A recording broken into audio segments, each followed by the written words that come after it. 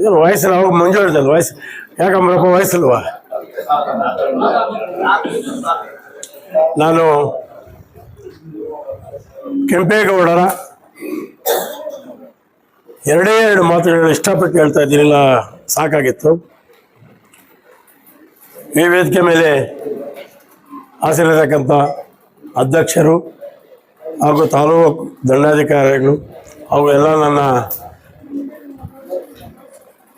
ನಿರ್ದೇಶಕರು ಹಾಗೂ ನನ್ನ ಕುಲಬಾಂಧವರಿಗೂ, ಇತರೆ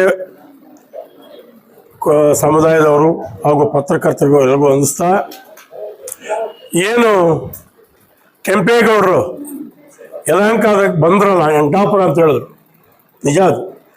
ಕಂಚಿಯಿಂದ ಅವ್ರ ತಾತ ಕಾಕೇಗೌಡ ಅಂತ ಕಾಳಹಸ್ತಿಗೆ ಬರ್ತಾರೆ,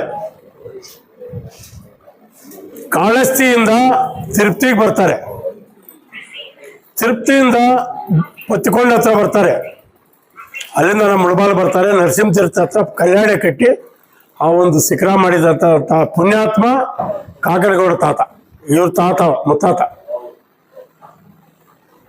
ಅಲ್ಲಿಂದ ನೇರವಾಗಿ ತಂಬಳ್ಳಿಗೆ ಹೋಗ್ತಾರೆ, ಅಲ್ಲೊಂದು ಮಠ ದೇವಸ್ಥಾನ ಕಟ್ಟಿ ಪೂಜೆ ಮಾಡ್ತಾರೆ. ಅಲ್ಲಿಂದ ಎಚ್ಕಾಸ್ ಮೇಲೆ ದೇವನಹಳ್ಳಿಗೆ ಹೋಗ್ತಾರೆ.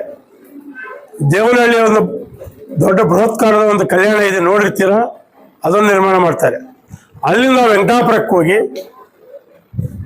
ಅವ್ರ ಮುತ್ತಾತ ಒಂದು ಚಿಕ್ಕದಾಗಿ ಗುಡಿಸಲಾಕೊಂಡು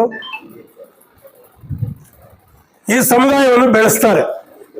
ತಮಿಳುನಾಡಿಂದ ಹಿಡಿದು ಕರ್ನಾಟಕ ಬಾರ್ಡರ್ಗೆ ಬರ್ತಾರೆ.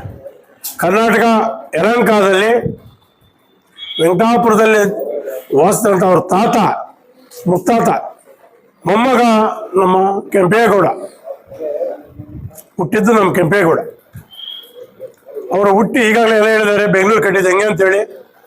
ನನ್ನ ಉದ್ದೇಶ ಇಷ್ಟೇ, ಅವ್ರು ಎಲ್ಲಿಂದ ಬಂದು ಹೇಳೋಕೆ ಮಾತ್ರ ನಾನು ಬಂದಿದ್ದಿಲ್ಲ, ಅದನ್ನ ಹೇಳ್ಬೋದಾಗಿತ್ತು. ಕಟ್ಟಿ ಇವತ್ತು ನಮ್ಮ ಕರ್ನಾಟಕದ